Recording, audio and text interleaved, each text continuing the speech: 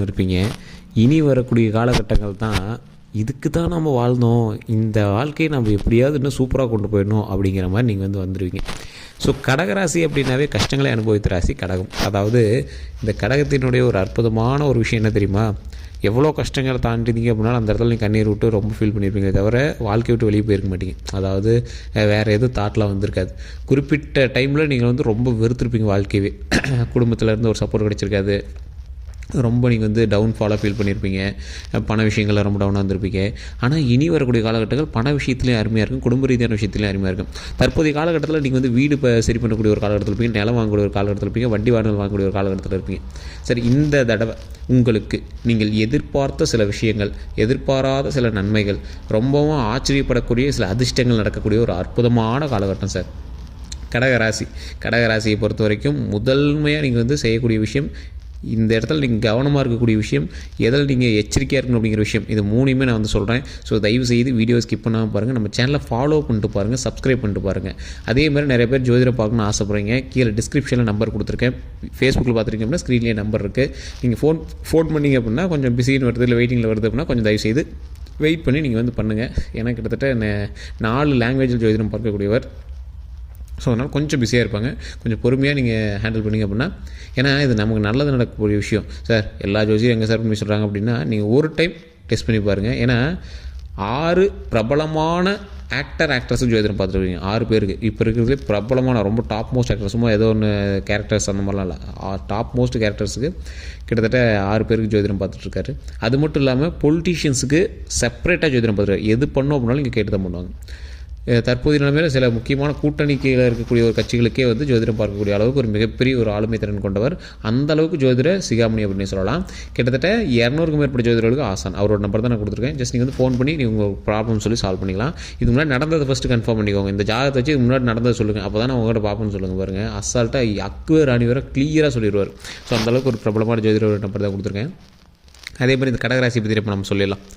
கடகராசிக்காரர்கள் ஒரு அற்புதமான காலகட்டத்தில் இருக்கீங்க. இந்த காலகட்டம்லாம் உங்களுக்கு கிடைக்காத ஒரு விஷயம், ரொம்ப நாளாக ஆசைப்பட்டது, ரொம்ப நாளாக எதிர்பார்த்தது. சார், இந்த கடகராசிக்காரர்கள் போன வருடம் வரைக்கும், போன வருடம்ல 6 மாதத்துக்கு முன்னாடி வரைக்குமே ஏன்டா வாழ்கிறோன்னு நீங்கள் நினச்சிப்பீங்க. உங்களோட லைஃப்பில் நீங்கள் பட்ட கஷ்டங்கள்லாம் நீங்கள் திருப்பி பார்க்குறதோட விரும்ப மாட்டீங்க. உடல் ரீதியான விஷயங்களில், மன ரீதியான விஷயங்கள், ஹாஸ்பிட்டல் ரீதியான விஷயங்கள், நிறைய விஷயத்தில் நீங்கள் கஷ்டப்பட்டவங்க. ஆனால் இனி வரக்கூடிய காலகட்டத்தில் சந்தோஷமான காலகட்டங்களாக மாறுது. கடவுளினுடைய அருளால், உங்களுடைய குலதெய்வத்தினுடைய ஆசையினால், உங்களுடைய முன்னோர்களினுடைய பிரச்சனையிலேருந்து நீங்கள் வெளிவரீங்க. ஆனால் இந்த கடகராசியை பொறுத்த வரைக்கும் நீங்கள் ஜாதகத்தை போய் பார்த்தாலும் சரி, எங்கே போய் நீங்கள் சாமி கேட்டிங்க அப்படின்னாலும் சரி, உங்களோட முன்னோர்களை வச்சே சொல்லுவாங்க. உங்களுடைய முன்னோர்கள் பண்ணது, அது பண்ணது, இது பண்ணது நிறைய சொல்லுவாங்க. அது எல்லாம் சொல்கிறாங்களே தவிர அதுக்கான வழிமுறை யாரும் சொல்ல மாட்டாங்க. அதுவும் தப்பிக்கிறதுக்கான வழிமுறை யாரும் சொல்ல மாட்டாங்க. ஏன்னா அது உங்களுக்கு இல்லை, விதியின்படி உங்களுக்கு அது கிடையாது. முன்னோர்களுடைய சாபம் கொண்ட ராசிகள் கடகராசி. இது இப்போ நான் உங்களை பார்க்க கிடையாது, கடகராசியில் இருக்கிற அத்தனை பேருக்குமே காமனாக சொல்கிறேன். அப்படின்னா முன்னோர்களுடைய ப்ராப்ளம் காமனாகவே இருக்குதுங்க அந்த கடகராசி. அது கடகராசியில் பிறந்தீங்க அப்படின்னாவே உங்களுக்கு முன்னோர்களுடைய இது இருக்குது அப்படின்னு தான் அர்த்தமே தவிர தனிப்படியாக அது இதுலாம் எதுவுமே கிடையாது. அதே போல் இந்த ராசிக்காரர்களுக்கு இன்னொரு விஷயத்தை நீங்கள் நல்லா புரிஞ்சிக்காங்க. ஜாதகத்தை பார்த்து நீங்கள் அடுத்து தப்பிக்கிறதுக்கான விஷயத்தை தான் சொல்ல முடியுமே தவிர, ஜாதகத்தை பார்த்து உங்களோட ப்ராப்ளத்துக்கான சொல்யூஷனை அப்பயே கிளியர்லாம் பண்ண முடியாது. அதை நான் தெளிவாக சொல்கிறேன். இப்போ நீங்கள் ஃபோன் பண்ணி ஜோதிடர்கிட்ட கேட்டிங்க அப்படின்னாலும் இதிலேருந்து தப்பிப்பதற்கு உங்களுக்கான செயல்கள் என்னவோ அதை சொல்லுவாங்க. நீங்கள் அங்கேருந்தே வீட்டிலேருந்தே பண்ணி நீங்கள் தப்பிச்சிக்கலாம். அதாவது உங்களுக்கு ஒரு பெரிய கண்டங்கள் இருக்குது அப்படின்னா அந்த கண்டத்துலேருந்து தப்பிச்சிக்கலாம் நம்ம. ஸோ அது பண்ண முடியுமே தவிர அந்த இன்சிடென்ட்டே நடக்காத மாதிரிலாம் உங்களை மாற்ற முடியாது. ஒரு எக்ஸாம்பிளுக்கு நான் சொல்கிறேன். ஒருத்தருக்கு ஜெயிலுக்கு போகணும் அப்படிங்கிற மாதிரி இருந்தது. அந்த காலகட்டம் ரொம்ப பீக்கில் இருந்தது. வேறு வழியே இல்லாமல் அங்கே போய் ஒரு 10 நாள் தங்கியிருந்தார். பக்கத்து ரூமில், அங்கே ஜெயிலிருந்து பக்கத்தில் ஒரு ரூம் எடுத்து 10 நாள் போய் தங்கியிருந்தார். அது முடிந்து 8 நாள் கூட ஆகலை. அது 2 நாளில் வெளியே வந்தார். டக்குன்னு ஒரு வண்டியில் மாட்டி ஸ்டேஷனுக்கு போயிட்டு வரக்கூடிய காலகட்டங்கள் ஆயிடுச்சு. அவருக்கு எதுவும் இஷ்யூஸ்லாம் ஆகலை. பட் ஆனால் ஒரு வண்டி அவர் மாட்டி போய் ஸ்டேஷனில் போய் ஜாமீன் போட்டு போயிட்டு வர மாதிரி காலகட்டங்கள் ஆயிடுச்சு. அது ஜாதகத்தின் ஒரு முக்கியமான ஒரு அம்சம். அந்த மாதிரி பிரச்சனைகள் இருந்துச்சு அப்படின்னா சிம்பிளாக கூட சால்வ் பண்ணி விடுறது அது ஒரு முக்கியமான அம்சம். ஸோ அது மாதிரி தான் நீங்கள் எடுத்துக்கணுமே தவிர கம்ப்ளீட்டாக சரியாகும் அப்படிங்கிறத விதியை யாராலையும் சரி பண்ண முடியாது. இனி நன்மைகள் நடக்கும் அப்படிங்கிறது விதி. நீண்ட ஆயுள் உண்டு, உடல் ஆரோக்கியம் உண்டு, மன மகிழ்ச்சி உண்டு, சந்தோஷம் உண்டு, உடல் ஆரோக்கியம் உண்டு. ஸோ இனி வரக்கூடிய காலகட்டத்தில் நன்மையாக நடக்கும் அப்படிங்கிறது விதி. அதனால் கவலைப்பட தேவையில்லை, அதை மாற்றவும் தேவையில்லை. அது கரெக்டாக இருக்கும். நீண்ட ஆயுள் உண்டு, உடல் ஆரோக்கியம் உண்டு, மன வலிமை உண்டு இனி வரக்கூடிய காலகட்டங்களில். ஸோ நிறைய பேர் எதிர்பார்த்தது தானே. இனி வரக்கூடிய காலகட்டத்தில் நீண்ட ஆயுள் உண்டு, மனமகிழ்ச்சி உண்டு, சந்தோஷம் உண்டு, உடல் ஆரோக்கியம் உண்டு, செல்வ செழிப்போடு வாழுவதற்கு அற்புதமான காலகட்டமாகவும் இந்த காலங்கள் அமைந்திருக்கு. ஸோ அதனால் அந்த காலகட்டத்தை நம்ம எப்படி பயன்படுத்திக்கிறோம் அப்படிங்கிறது தான் ஒரு முக்கியமான விஷயம். ஸோ இந்த காலகட்டத்தில் எதெல்லாம் பெஸ்ட்டு, எதெல்லாம் நன்மை, எதெல்லாம் நடக்க இருக்குது அப்படின்னு கேட்டிங்கன்னா, பாயிண்ட் 1, வீடு கட்டுவீங்க, வீடு ஆல்ட்ரேஷனாக பண்ணுவீங்க. அதன் மூலமாக சில நன்பெயர்களை வந்து வாங்குவீங்க. சார் வீடு கட்டிடுங்க சார், அப்படி பண்ணிங்க சார், அப்படி பண்ணி சார், ஏதோ ஒரு நல்ல பெயர் வந்து கிடைக்கும். அதே போல் அடுத்தது வண்டி வாகனங்கள் வாங்கக்கூடிய ஒரு அற்புதமான காலகட்டம். ஒரு வண்டி வாங்குவீங்க, செகண்ட் ஹேண்ட்லேயாவது ஒரு கார் வாங்குவீங்க. அதாவது இப்போ வீடு கட்டுறேன்னு சொன்னேன், புதுசாக வீடு கட்டிங்களா அப்படின்னு கேட்டால் வீட்டில் ஒரு ரூமாவது கட்டிங்க, இல்லை ஒரு ஆல்ட்ராவது பண்ணுவீங்க. வண்டி வாகனங்கள் வாங்குறீங்க, புது கார் போய் டெலிவரி எடுப்பீங்களான்னு கேட்டால் செகண்ட் ஹேண்ட்லேயாவது ஒரு கார் வாங்குவீங்க. இந்த மாதிரி தான் வந்து நடக்கும். அதே போல் தொழிலில் ஓரளவுக்கு நல்ல மேன்மை அடையக்கூடிய ஒரு காலகட்டம். ஒரு 1000 ரூபாயாவது ப்ரொமோஷன் கிடைக்கும். ரொம்ப பெருசாக இல்லை, 1000 ரூபாய் ப்ரொமோஷன் கிடைக்கும். பழசை கம்பேர் பண்ணும்போது ஓரளவுக்கு வருமானம் வரக்கூடிய ஒரு காலகட்டம், ஓரளவுக்கு வருமானம் வரும். ஸோ இந்த மாதிரி விஷயங்கள் வந்து நடந்துகிட்டே இருக்குது. ஸோ இதில் நீங்கள் யோசிக்கணும். அதே போல் இந்த ராசிக்காரர்கள் தொழில் ரீதியான விஷயத்தில் எந்தளவுக்கு தான் முன்னேறிங்க அப்படின்னாலும் உங்களுக்கு எதிரிகள் கூட்டம் அதிகம், கந்திஷ்டிகள் உங்களுக்கு அதிகம்.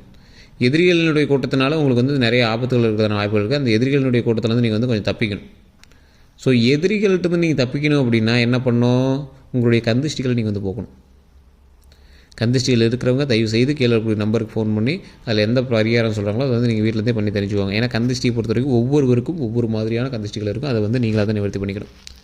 ஸோ தொழில் அக்கறை இருப்பவர்கள், தொழில் மீது அக்கறை இருப்பவர்கள், தொழில் தனியாக பண்ணக்கூடியவங்க ஒரு சில பல பூஜைகளும் இருக்குது. அதை நீங்கள் லோக்கல்லே ஜோதிடர்கிட்ட கொடுத்து நீங்கள் வந்து பண்ணிங்க அப்படின்னாலும் ஓகே தான். அப்படி இல்லை அப்படிங்கிறவங்க நீங்கள் ஒரு முக்கியமான தெய்வத்தை வந்து வழிபட்டீங்க அப்படின்னா போதுமான. திருப்பதி ஏழுமலையானுடைய புகைப்படத்தை தொழில் செய்யக்கூடிய இடத்துல வச்சு, திருப்பதி ஏழுமலையான்கள் தனியாக நிற்பார், தனியாக இருக்கும். லக்ஷ்மி தேவி வந்து தனி ஃபோட்டோவை கூட வாங்கி வச்சுக்கோங்க. திருப்பதி ஏழுமலையான் நின்ற கோலத்தில் வயிறு கிரீடத்தில் ராஜ அலங்காரத்தில் தனிப்படியாக நிற்பார்.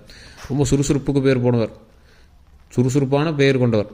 அவர் வந்து நின்ன இடத்துல செல்வம் குளிக்கும் அப்படிங்கிறது ஒரு முக்கியமான. தொழில் செய்யக்கூடிய இடத்துல நீங்கள் அதை பண்ணுங்கள். அதே மாதிரி வேலைக்கு போகக்கூடிய கடகராசிகள் மோஸ்ட்லி அதிகமாக தொழில் பண்ண மாட்டாங்க. ஒரு 90% வந்து வேலைக்கு தான் போவாங்க, ஒரு 10% தான் தொழில் பண்ணுறதுக்கு போவாங்க. ஸோ வேலைக்கு போகிற இடத்துல உங்களுக்கு போட்டிகள் ரொம்ப அதிகமாக இருக்கும், அலைச்சல் சம்மந்தப்பட்ட வேலைகள் அதிகமாக இருக்கும். கடகராசி பொறுத்தவரை ஸ்கின் சம்மந்தப்பட்ட பிரச்சனை எப்பயுமே இருக்கும். மருவோ தேம்பலோ ஒயிட்டோ ஏதோ ஒன்று வந்து உங்கள் ஸ்கின் சம்மந்தப்பட்ட பிரச்சனைகளாக இருக்கும். அதிலேருந்து நீங்கள் கொஞ்சம் சரி பண்ணிட்டீங்க அப்படின்னா ரொம்பவே நல்லது. அந்த பிரச்சனையிலேருந்து நீங்கள் வெளியே வரணும் அப்படின்னாலும் நீங்கள் வந்து உடல் ஆரோக்கியத்தில் கொஞ்சம் கவனமாக வச்சுக்கணும். ஸோ தேம்பல் இந்த மாதிரி விஷயத்தெல்லாம் கொஞ்சம் கவனமாக வச்சுக்கணும். ஸ்கின் சம்மந்தப்பட்ட விஷயத்தில் எப்பவுமே கொஞ்சம் கவனமாக இருங்க. தற்போதைய நாட்கள் உடல் வந்து கொஞ்சம் பெருத்திருக்கும். உடல் சம்மந்தப்பட்ட விஷயத்தில் கொஞ்சம் ஹாஸ்பிட்டலில் பிளட் செக்அப் அதெல்லாம் பார்த்துருப்பீங்க. எல்லாமே நார்மல் அப்படின்னு தான் சொல்லியிருப்பாங்க, பெரிய இஷ்யூஸ் இல்லை அப்படின்னு தான் சொல்லியிருப்பாங்க. ஸோ என்ன இருந்தாலும் உடல் ஆரோக்கியத்தில் கவனம் தேவை. மற்றபடி உங்களுக்கு எந்த ஒரு இஷ்யூஸும் கிடையாது. கல்வி சம்மந்தப்பட்ட விஷயத்தில் கொஞ்சம் கவனமாக இருங்க. தொழில் சம்மந்தப்பட்ட விஷயத்தில் கொஞ்சம் கவனமாக இருங்க. கூட இருக்கக்கூடிய உறவுகள்கிட்ட கொஞ்சம் கவனமாக இருங்க. இப்போ வந்து நீங்கள் உங்களுடைய சொந்தங்களுக்கு சீர் செய்யக்கூடியது, சொந்தங்களுக்கு ஹெல்ப் பண்ணுறது, அண்ணன் தம்பிக்கு கொஞ்சம் ஹெல்ப் பண்ணுறது, பணம் கொடுத்து ஹெல்ப் பண்ணுறது, நிலம் வாங்குறது, வீடு வாங்குறது, இந்த மாதிரி விஷயங்கள்லாம் அமையக்கூடிய ஒரு காலகட்டம். எல்லாமே ஒரு பேக்கப்பு தான், உங்களுக்கு ஒன்றும் பிரச்சனை கிடையாது. எல்லாமே வந்து ஒரு இன்வெஸ்ட்மெண்ட் தான். அப்படி தான் நீங்கள் வந்து எடுத்துக்கணுமே தவிர அது பிரச்சனை இது பிரச்சனை எடுத்துக்கூடாது. அதே மாதிரி மன ரீதியான சில முன்னெடுப்போடு மன ரீதியாக ஒரு சாட்டிஸ்ஃபேக்ஷனாக வந்து மற்றவங்களை செய்யுங்க. மற்றவங்களுக்கு ஒரு நன்மை செய்யணும் அப்படின்னாவே மன ரீதியாக சாட்டிஸ்ஃபைடாக செய்யணுமே தவிர மற்றபடி எந்த ஒரு இஷ்யூஸும் நம்ம வந்து இழுத்துக்கிட்டு அதை பெருசு பண்ணிட்டுலாம் பண்ணக்கூடாதுங்க.